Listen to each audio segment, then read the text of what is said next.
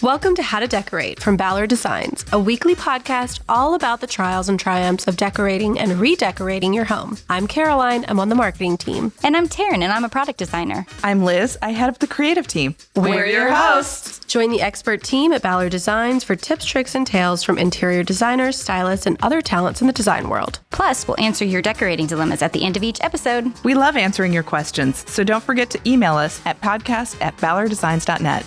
Now, on with the show. Today we are joined by a designer who has become a fixture on the Elle Decor A-list and the 8100, known for her ability to mix classic proportions with a modern, joyful energy. She's here to discuss her stunning debut book, A Mood, a Thought, a Feeling, Interiors. Young Ha, welcome to the show. Thanks for having me. So happy to have you. Been following your work for many years, and it was a delight to get to see your brand new book. I want to start with the name because it's such a surprising and delightful name.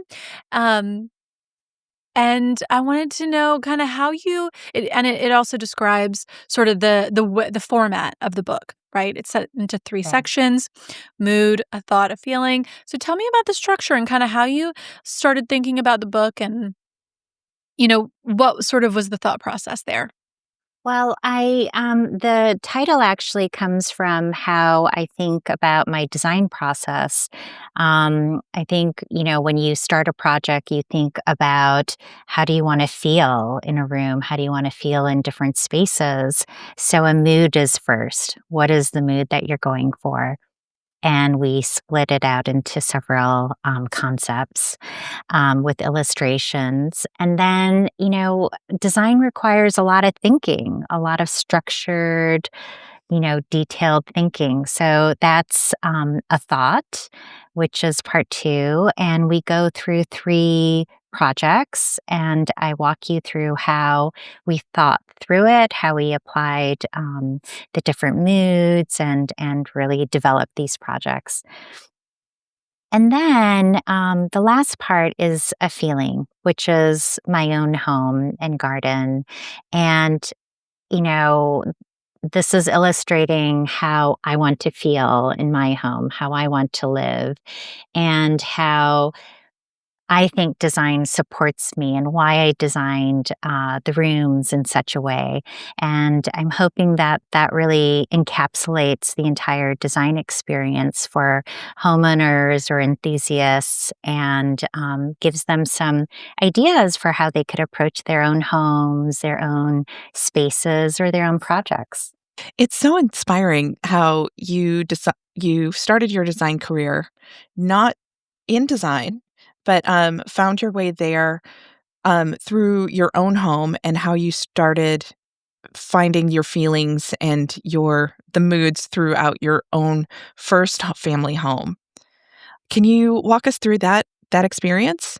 Yeah. So when I first started, when I had at my first house in Scarsdale, I was just so overwhelmed by, how do I turn this into a home? I decorated a dorm room, an apartment space, and now I had multiple rooms, and I just wasn't sure how to put it together. And that really started my design journey. Like, how do you think through this? How do you work through a design project? Is it just picking things that you like? Is it just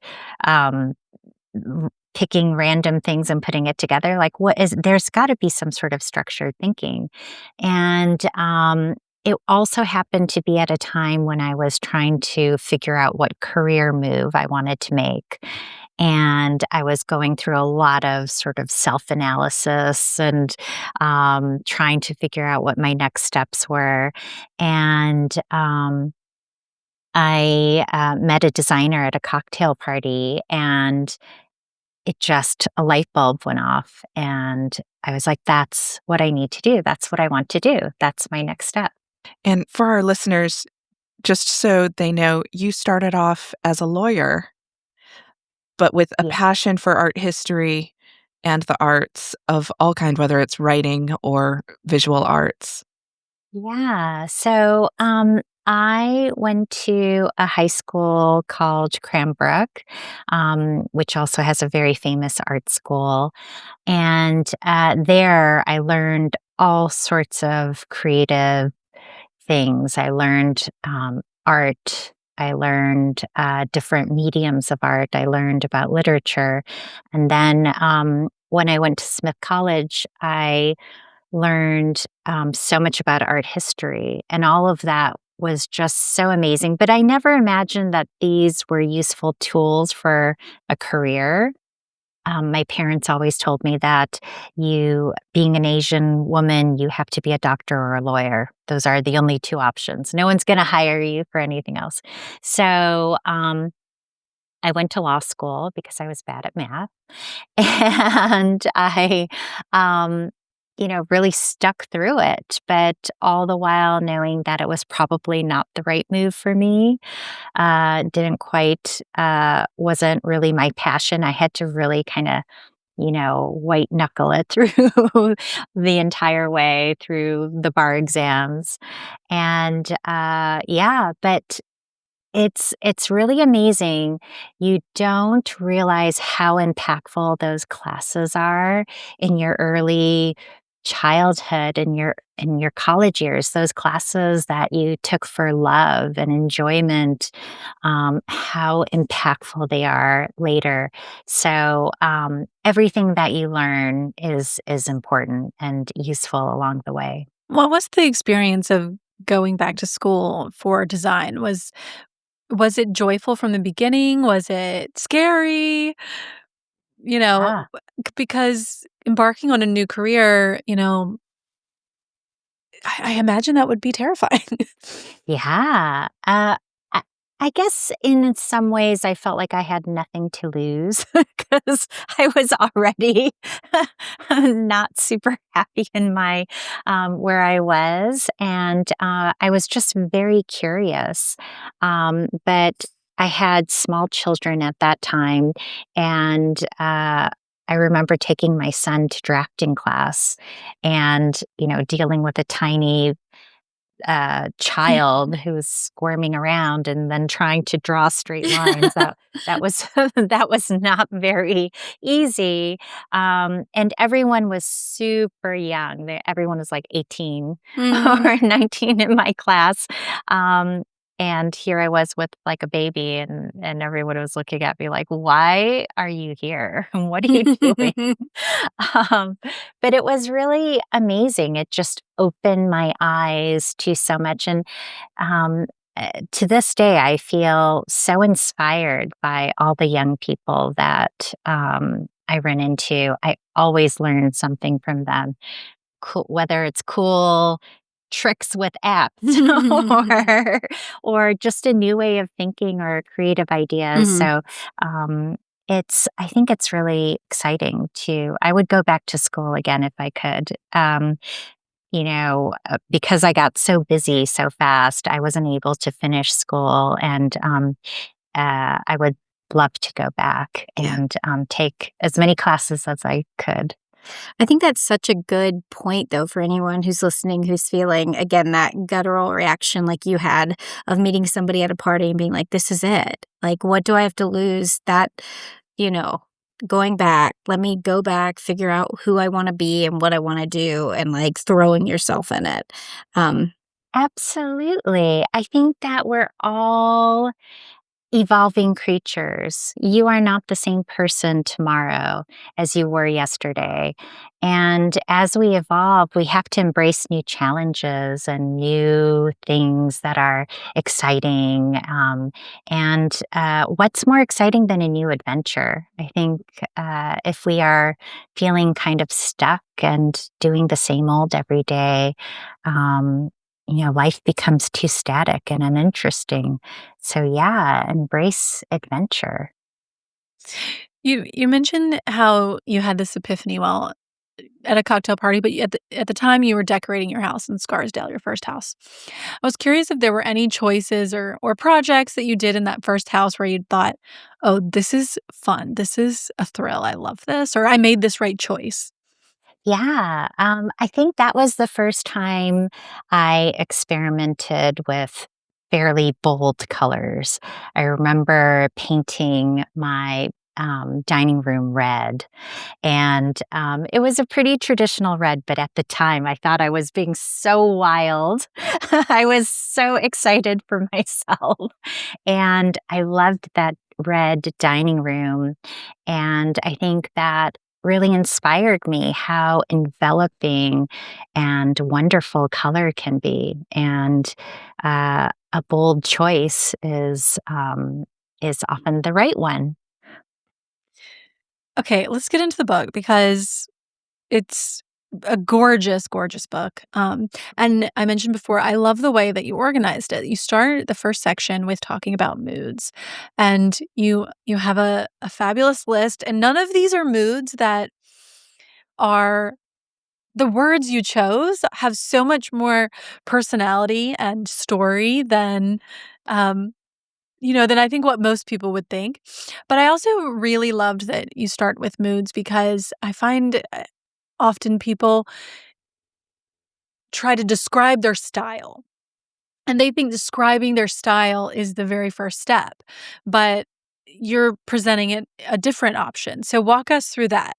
Yeah. So I think it's really hard to articulate style because then you're requiring yourself to describe components and elements and oftentimes we don't know how to put things together, but everyone can appreciate and understand how they feel and what they want to feel when they walk in a room. So I spend some time analyzing that. Like, how do you want to feel when you enter your home? What do you want it to be welcoming? Do you want it to be bright and cheerful? Or do you want to have it really soothing and quiet? Some people really like walking into a moody, dark space, and that sort of explains the impending drama that is going to happen as the house reveals itself. So really understanding how you want to feel in a room determines what elements you want to put in. Um, for instance, living room. Do you want it to have a lot of verve? Do you want it to be stylish, in other words? Or do you want a sense of joy? Do you want a sense of conviviality, which is a sociability? A lot of people love to entertain, but just don't know how to get there. How do I make my living room wonderful for parties? That's the most important thing to me. And maybe some people just want a very peaceful living room, really quiet and still, and you don't want a lot of noise and activities and parties happening in your living room. And that's the thing, you get to choose. You know best how you want to feel in your own home. So start with that. And then we can talk about the components and building your quote unquote style. I found myself wanting every mood in my house somewhere. Whether it's conviviality in my living room where I want people to just enter and gather and start socializing, or coziness in my dining room where it's more intimate, Yeah. peaceful in my kitchen. So I'm just walking you through my house now. Yeah. Um, Yeah, I love it. I you love know, it. yeah. So it was really exciting to see the pictures that you associated with these words and how inspiring they all became while reading the book. So great. I love that. And that's the thing. I think a lot of people will want most of these moods. There's got to be a place where you need peace. There's got to be a place where you want to run away and be cozy. All of those different um, moods. And I think it's really important to think, well, I want to feel kind of peaceful, but also cozy. And then that gives you enough of a goal to start building the components to create that feeling, and then the look of the room. But the most important thing I think about design is our built environment is only meaningful in the way that we attach to it, the way it gives us emotional impact, the way we feel something when we enter a space, whether it's, like a really exciting restaurant or running away to your bedroom and having a good cry.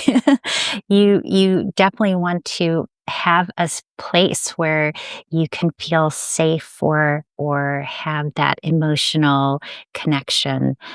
So I'm so glad that you thought through your home that way. Oh, totally. I mean, and I started finding things like, "Oh, maybe I do need to paint my ceiling lilac." Like, Yeah, because there's yeah. such really bold and beautiful moves that you make in every one of your rooms. Um, and I just it's very inspiring. Oh, thank you so much. I hope it gives people inspiration to activate their own homes and their own lives in that way. Well, can we get a little technical with this? So let's say you do want to you want to make this the room as soon as people enter, again, this perfect place for a party. What are some things that you always go to when you're like, all right, so you guys are social. What are we putting in this space? Right. So I think social people are imagining the different configurations of Hmm. socializing. It's a pod of people here, cocktails are served here. When people enter, you want this feeling of welcome and you want people to socialize with each other. Parties are often sort of spontaneous and exciting and fun. So definitely not super bright lighting because that shuts down people real fast. So moody lighting, soft lighting, maybe candles, maybe a fire in the fireplace. Definitely with furniture planned, there's got to be a place for people to have sort of like a main group of seating, but also different pods where, two girlfriends can go and gossip about something that just Oh, happened. for sure. All of those, yes. All of those things are really important for a party. You Hmm. want different breakout conversations, and then you also want a way for a lot of people to sit together and mingle. And I also think a really important thing for conviviality is a bar.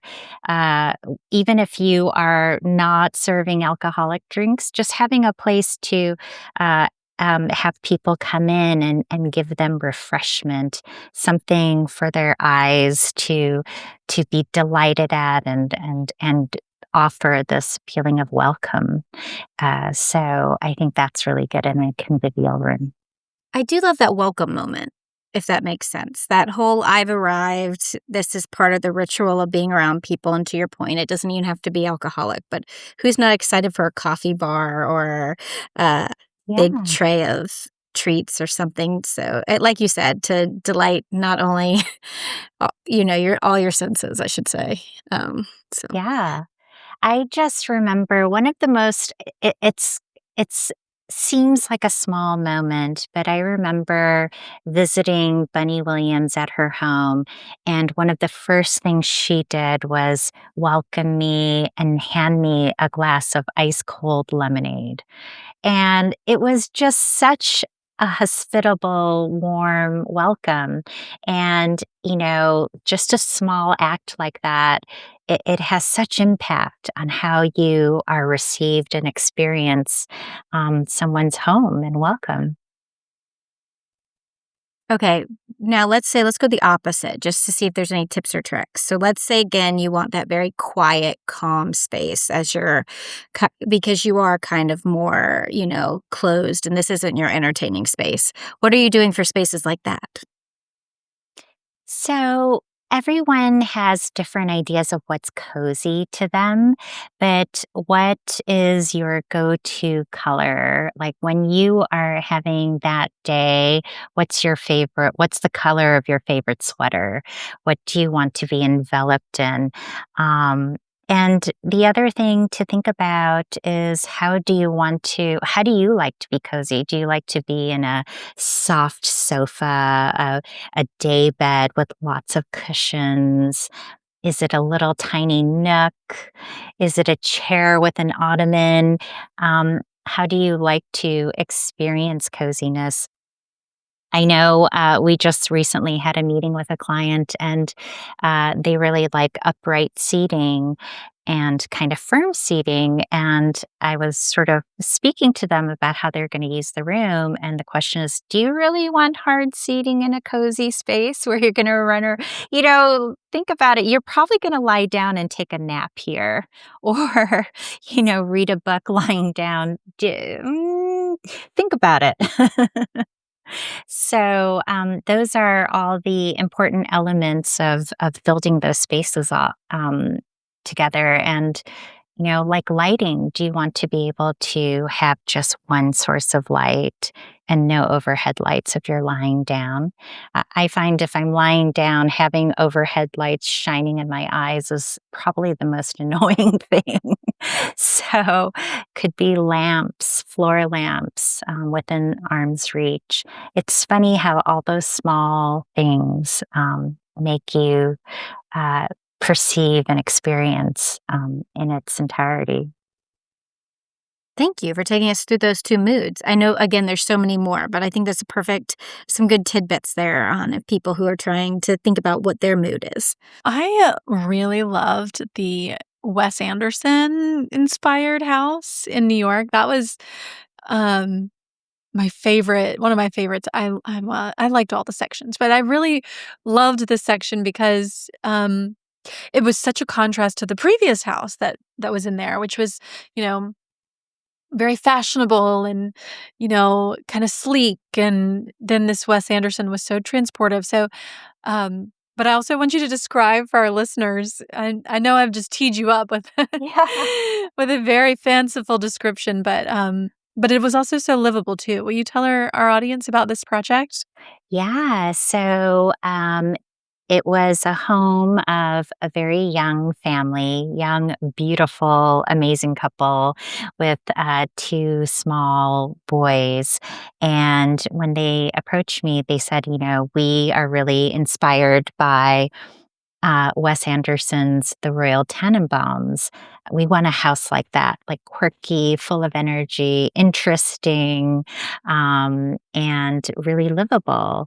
And as soon as she said that, it just immediately gave me a picture of what they were looking for. And I think it's really fun as a designer to be able to inhabit your clients' ideas and their desires, and to try on different design strategies and finishes.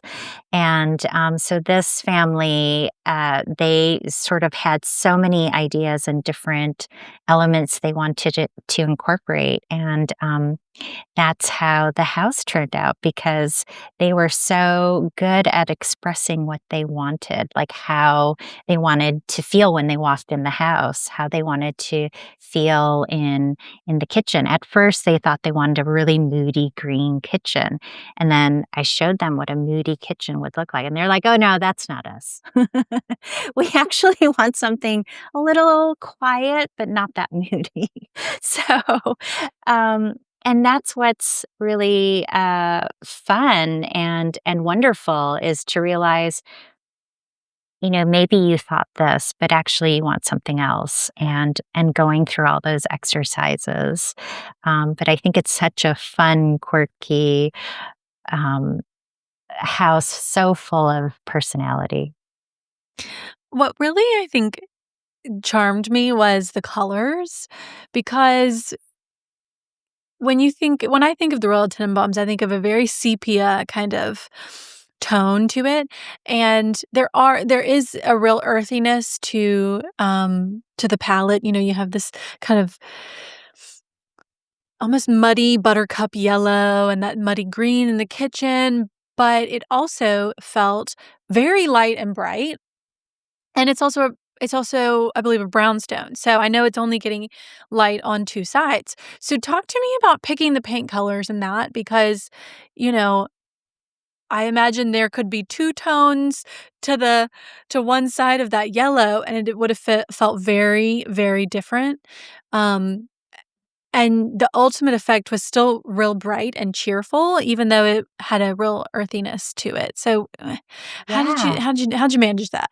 So, when we are working with clients, we show them different color palettes. Is this what you mean by, let's say, the Royal Tenenbaums? But they are such a bright, happy family. I could tell that they really wanted bright, cheerful colors and that they would surround themselves with happiness. They're just so delightful. And so, of course, when I showed them the brighter palettes, they're like, oh, this is more like us. So, in some ways, you have to be such a good interpreter, and and that's why I developed these exercises for people so that I could really understand what they were looking for. Um, I often tell this story to my team, but early on in my career, we had a client who was asking for a, a, a wood country table. And so I kept showing them country style tables and old fashioned tables, antique tables. They're like, no, no, no, no, nothing like that. And then one day they saw this table from a really sleek, modern place with a live edge uh, side.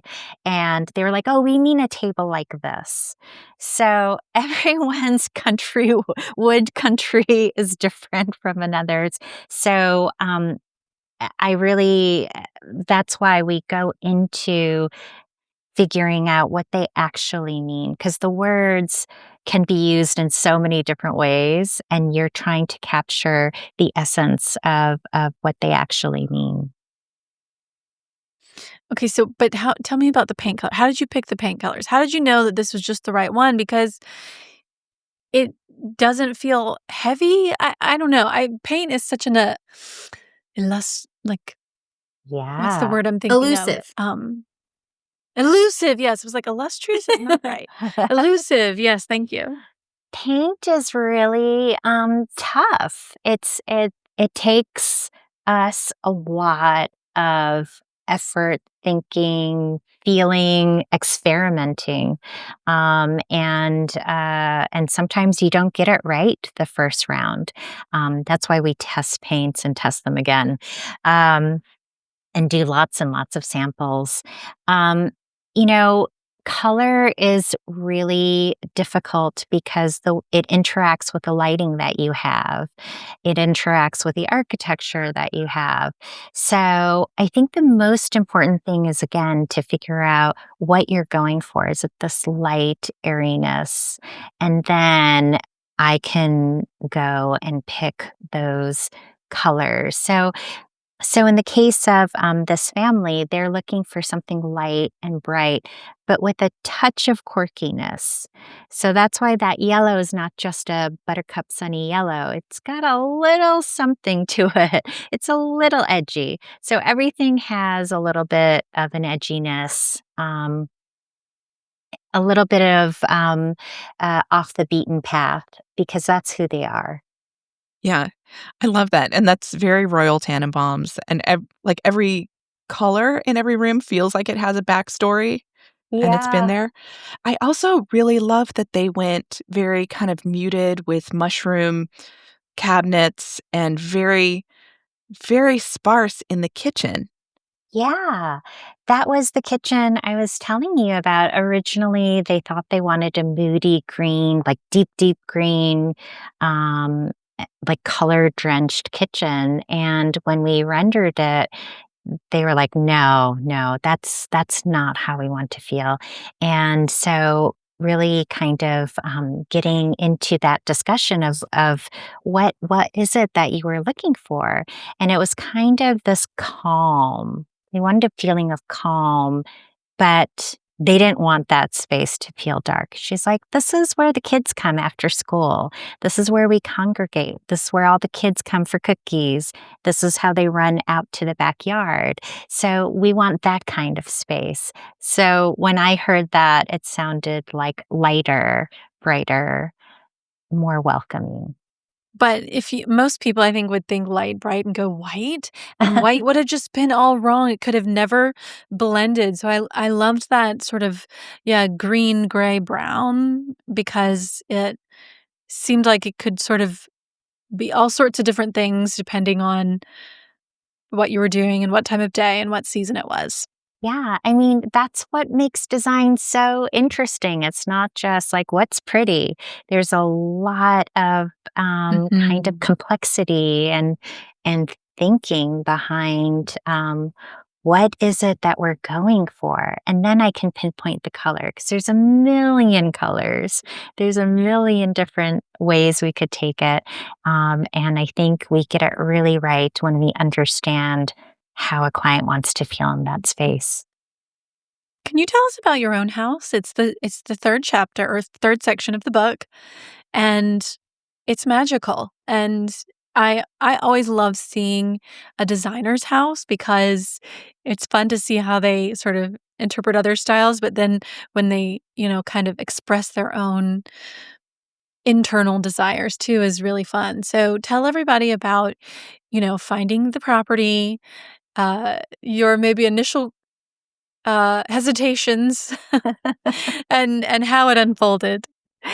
Yeah. So when we first came to the house, we could see right away that the property was magical. There's this long meandering drive, the stream that leads to a pond, and then there's a waterfall at the other end of it. This sloping lawn to the pond, and it was just magical. But the house was pretty much a disaster. Um, when I showed my design friends photos of it, they were like, maybe you shouldn't do that one.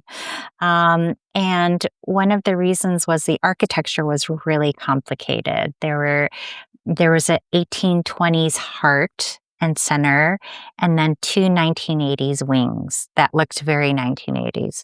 And the question was, how do we integrate this into a whole and make it unique inside, and have it flow seamlessly?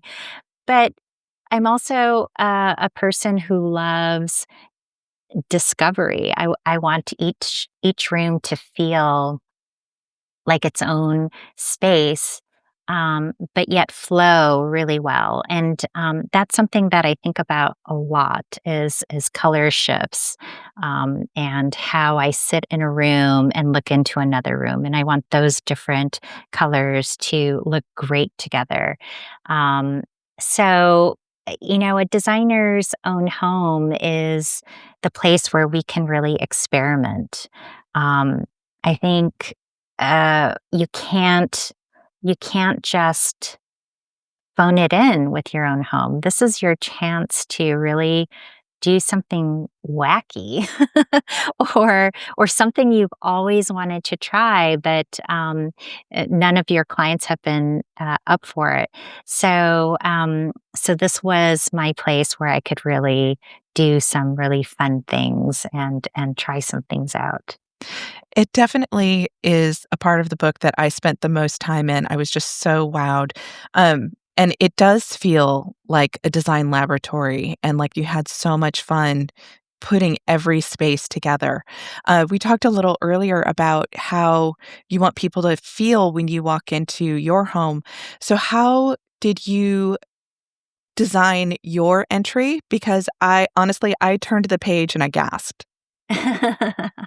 Oh, that's great. Well, I wanted people to walk into my entry and have a feeling of surprise and wonder. I think an entryway can just be very boring, and you have all this wall space. Why not tell a story? I think spaces become very interesting when you're intrigued by what's happening here. What's the story? Why is there so much unusual painting on the walls? So in my entry, I have a wallpaper collection that I did with Fromental. We painted different elements of Korean minhwa painting, which is Korean folk art. And I chose this kind of an interesting montage of different elements, and we kind of played with it in Photoshop, putting all these different ideas together, and then we colored everything on pink silk. So it's really, I think, delightful and a little wild, and but also. I think the other thing I want to express to people is that color and story doesn't have to be overwhelming, and it doesn't have to be over the top. It can be really beautiful and elegant, and you can have that sense of welcome and tell a story and paint it pink. And it can be all of those things. I think the important thing is just to know what you want to do. So you step from the entry and you can turn, I'm guessing you turn left into your living room. So you Mhm. have this like beautiful pink peach entry. And how did you carry that color or that idea through the next rooms or through the rest of your house? Yeah, so I think a lot about those color shifts. So I knew coming off that really pink entry, I wanted a place for your eye to rest a little bit. So my living room is actually painted white. A lot of people don't realize that because there's so much color and pattern within it, but we needed some place to um, have a little peace. Um, and I pull in that color with little elements of pink in the living room. The sofa is pink. And when you look from the living room into the doorway and through to the hallway, you get this incredible sort of view of the pink sofa and the pink doorway and the wallpaper beyond. So and also, I have a solid sofa, so you have the contrast of solid and then against pattern. So no matter what vantage point you have a combination of pattern and interest, and then also a place for your eye to rest. Can we discuss that sofa? Because it's 3 different shades of pink, no? Yes. It's Yes. fabulous. I can't even imagine in my wildest dreams what sparked that idea to do 3 different colors? That's actually a good question. I think because uh I was sketching out the sofa because I wanted something that was kind of modern but also traditional, um, and something very unique, something I had never seen before. And as we were sketching it, and as I was pulling the colors together, I thought, it'd be cool to have gradients of pink instead of just one color pink. And then you can't tell at first, is it a lighting effect or is there different colors of different I shades had to of go pink? back and look. I was like, "Am I seeing things?" Right, exactly. And that subtlety makes it fun, but also isn't too much. Um, because I also wanted to feel a kind of peacefulness in Yeah. that room. It's so fun and such a contrast to those very classic sort of skirted armchairs. They're such an unusual pair, but then they work together so well. And um, Yeah, it almost the sofa just to describe it to the listeners, it almost looks like just stacks of cushions sort of on top of one another. So as though they could come apart and be configured in a Right, different with way. bolster arms. Yeah. Yeah. I wanted it to be really comfy and Mhm. fun and feminine, but with clean lines. So Yeah. it's that balance is kind of hard. Mhm. It feels So, like you which is why we you spent. do it really well, like that balance. A lot of your work seems to have this very like modern, super comfy looking sofa that you could like again curl up in, and then these gorgeous antique chairs of all different shapes and sizes. But that element of just these clean lines mixed again with these very carved elements of old or skirts, it's just so fun, and juxtaposition is amazing. It has so much interest. Well, I think that mix is really important because we're usually a mix of things. Nobody likes just one style. Every now and then, someone's like all mid-century, but most people like a mixture of things, and we have different histories and different paths. And I think the rooms that we inhabit can express all those different things, and it's fun. I was so just transported by the dining room because, there's by nature of a dining room, there's always less elements, right? You have like your table and your chairs and your chandelier and maybe a sideboard, but there's so many more elements in a living room. So the pieces in the dining room have to really nail it. And I just imagine sitting in that dining room where you are right now. For anyone watching, um, those yellow chairs and the green, it just seems like you would feel like you're outside on, like, a patio, even when you're inside. Was that what was your inspiration there and sort of the concept for the wallpaper and the chairs? So this room has a kind of quirky architecture. It's open on both sides to two different rooms. Um, and I always say there's every room has a problem that needs to be solved, and this room has uniquely low ceilings and has kind of a lack of architectural charm. So I wanted to add the charm back in with these wallpaper panels, which look like they're creating architecture because they're paneled.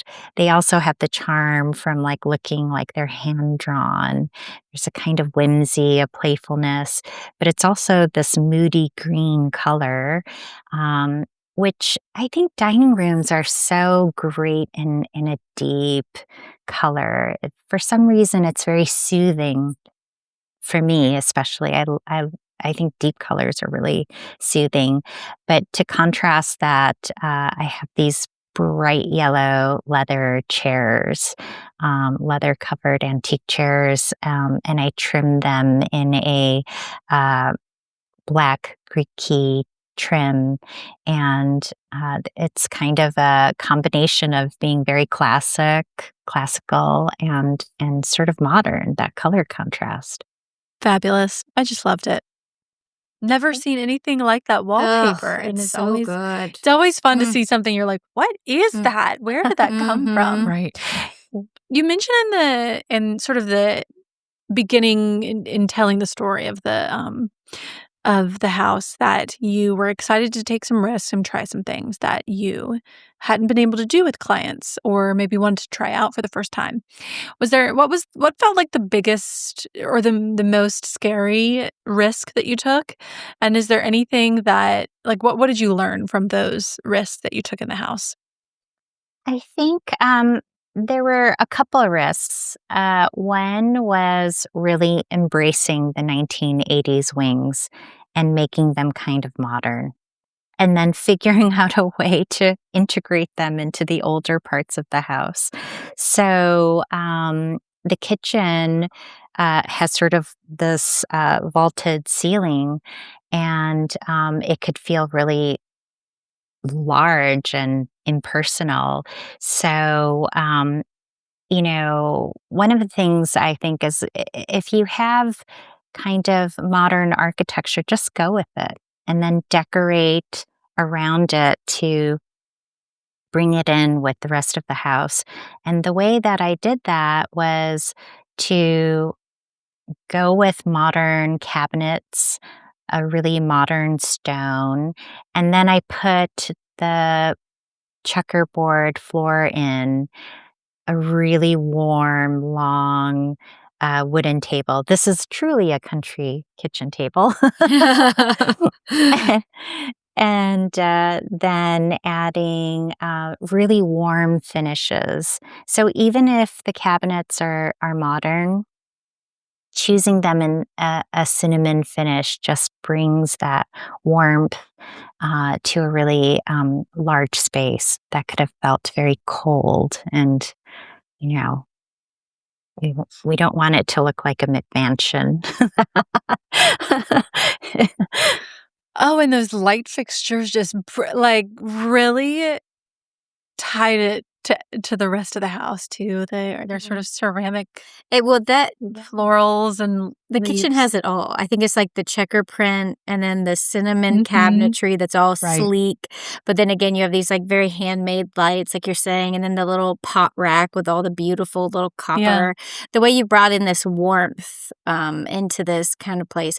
And you changed the molding colors too, right? Like it feels like the old section, you kept some, you had some white, or now we've entered a space where you've got these warmer hues for all the molding. Like you got that mushroom, or what seems like a browny gray color for the trim.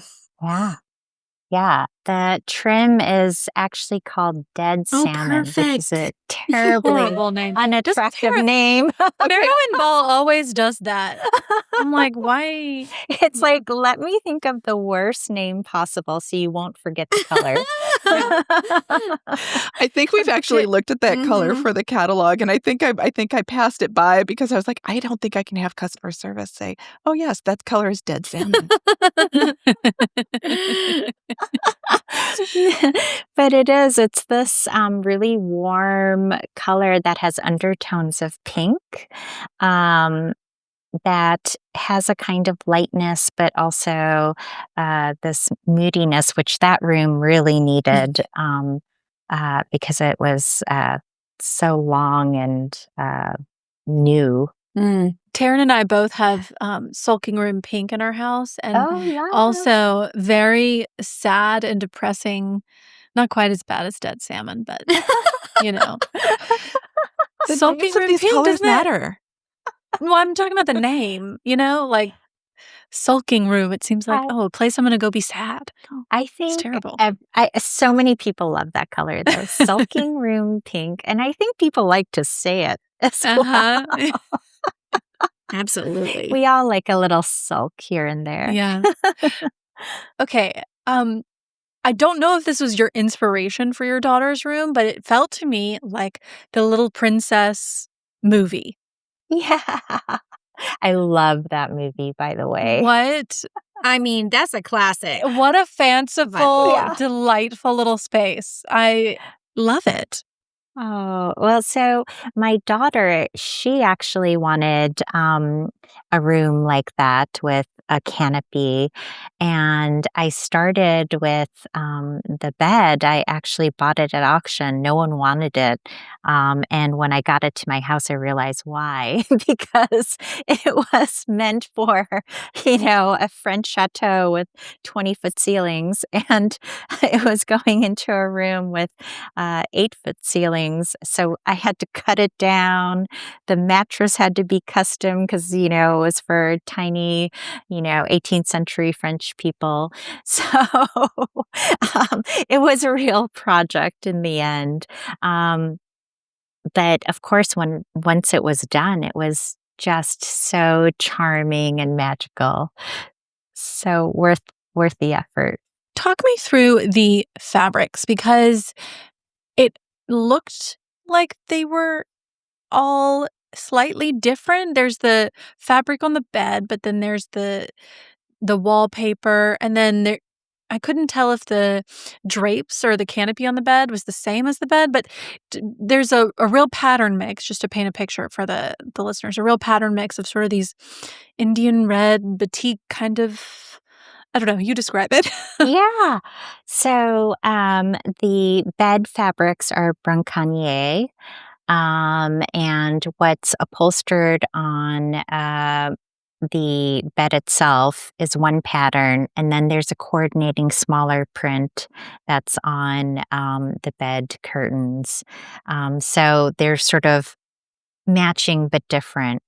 And then on the wallpaper, it's this pink wallpaper that also has reds in it. And then we installed it all over the walls and ceiling. Um, just to your point about taking design risks, one of the things that I decided to do in all of the bedrooms is to paper them completely, ceilings and walls, all in one paper. And that's because, again, the ceiling lines were really wonky and different. So I just wanted to not call attention to that. So that was a design choice that I made. But in her room, it's just very enveloping, and things are not quite matching. So they look as if they were always there. And I would say that's like a little design trick is if everything matches too well, it looks like you went to a showroom and bought everything at once. If you kind of make things slightly off, it adds this kind of texture and depth that adds a lot of interest, I think. So that's the color mix in my daughter's room. I loved how each of the bedrooms, all upstairs, felt they had completely different color palettes. The primary is sort of a darker green, olivey. The guest room is turquoise, and the your daughter's room is sort of pink and red. I would imagine you walk in, it transports you to another planet. Yeah, and that's what I get to do in my own house is, I want to do color in every single room, instead of going super having a minimal palette run throughout, which can be a lot. But I also just wanted people to see that it's not too much when you do that. It's actually really delightful and livable.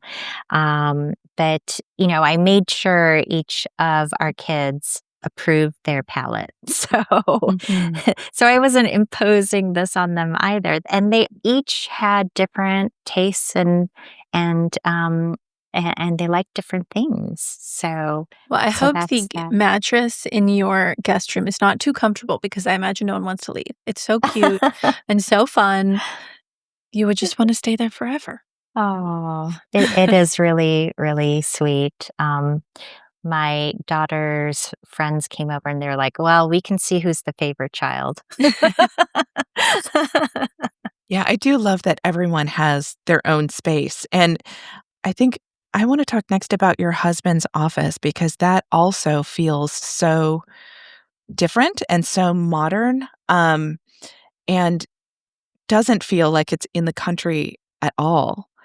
And what were you thinking about when you put that space together? And um, how did that come together when everything else is so full of pattern?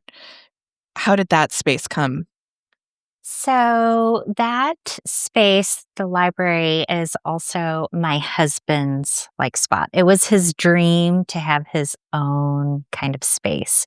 And after raising 3 children who, you know, demand to be the center of attention, this was a space he wanted to sort of claim for mostly his own. He doesn't get to have it all to himself, but mostly. And it really reflects what he wanted. And he wanted that space to be masculine, to be a little exciting and metropolitan, but also, he wanted that kind of wood paneling, but also in the country. So it's kind of light. It's that white oak. Um, so it also speaks to the fact that that's also one of the 1980s parts. Very modern, original architecture. And instead of working against it, working with it and creating fun, modern paddling. And the way we sort of warmed it up is with the artwork.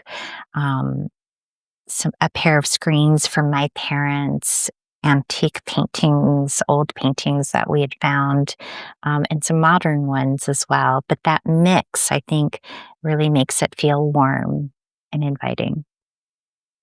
I love how you celebrated these other wings, like how you really tried to integrate it and celebrate it at the same time, knowing they were never going to be you were never going to trick anyone, nor did you try. I think instead you tried to make it a, visual, everything relates. And so it doesn't feel like you're transitioning into the 1980s at all, but you're aware that the space feels different. Because the office, you definitely are like, this architecture doesn't match, like, again, like the dining room and the foyer and everything else.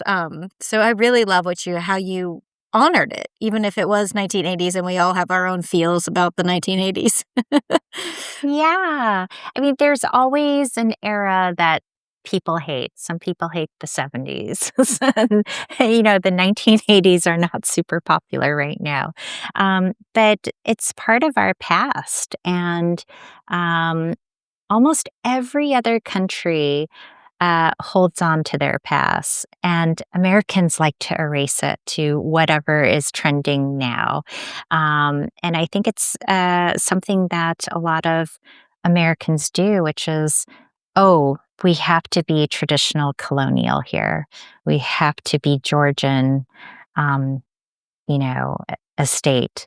But you don't have to meet that. That's not really the American story, in my view. Like, so much of these old houses in the Hudson Valley are such a pastiche of different styles, and I think we should just celebrate our past and, as you say, embrace it in some way instead of, shaming it into submission, into being a Georgian room.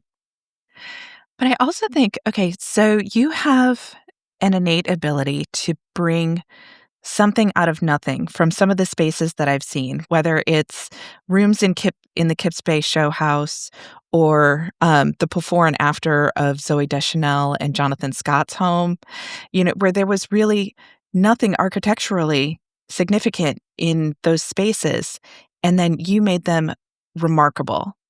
So, is there anything that you can tell our listeners to, like, give inspiration for, when the canvas is absolutely blank? Yeah. When the canvas is really blank, you get to fill in the edges. You have this, that's kind of what I had to deal with the two um, big spaces. Um, and make sure you're telling some story, and when you're filling in the edges, that's part of the story. That's the framework. The architecture is the framing of the story that you're about to tell, and it depends on what the story is. Like, if it's a new built home and you want it to have personality, add moldings. If you don't have budget, then do the paneled wallpaper like I did. I'm sure you can get something like this on Etsy. There's so many things you can get on Etsy now. Um, but I think that's really what you want to do, is fill in those blanks through some sort of interest, and create the structure somehow, whether it's through paneling, molding, architectural details. And there's always a plan B if the budget doesn't work. And we all have to deal with budgets, don't we? Well, it's just a gorgeous book, a mood, a thought, a feeling. and it's your debut. It's with Rizzoli. It's fabulous. Can you tell everyone where they can find you, follow you, and see your work? Oh, so my Instagram is youngha, and while we're based in New York City, we will be traveling on book tour. So I think first stop is Birmingham, Alabama, March 19th, and we'll be in Atlanta. April 21st. Exciting. So coming to a town near you. That's awesome. Very exciting. I know. Thank you so much for chatting with us. Thank And keep the you. garden update too. I like those updates. Yeah. Oh, we Hearing didn't about even your get to the yard. garden. We didn't even I talk about the know. yard, but it's... That's why I meant please continue that on social media for the rest of us, because it was good content too. Please share your trials and triumphs of that, because That's definitely a work in progress for sure. it's looking amazing. Yeah. Oh, thank you, ladies. Even though it's covered with snow. Yes, everything's just under 2 feet of snow right now. Gosh, That's well, stay crazy. warm. Thank you so much. Thank you. It was Really enjoyed it. wonderful talking to you, ladies. And that's our show. You can find all of the show notes on our blog, howtodecorate.com/podcast. To send in a decorating dilemma, email your questions to podcast@ballarddesigns.net so we can help you with your space. And of course, be sure to follow us on social media at Ballard Designs. Don't forget to subscribe wherever you get your podcasts so you never miss an episode. And please leave us a review. We'd love to hear your feedback. Until next time, happy Happy decorating.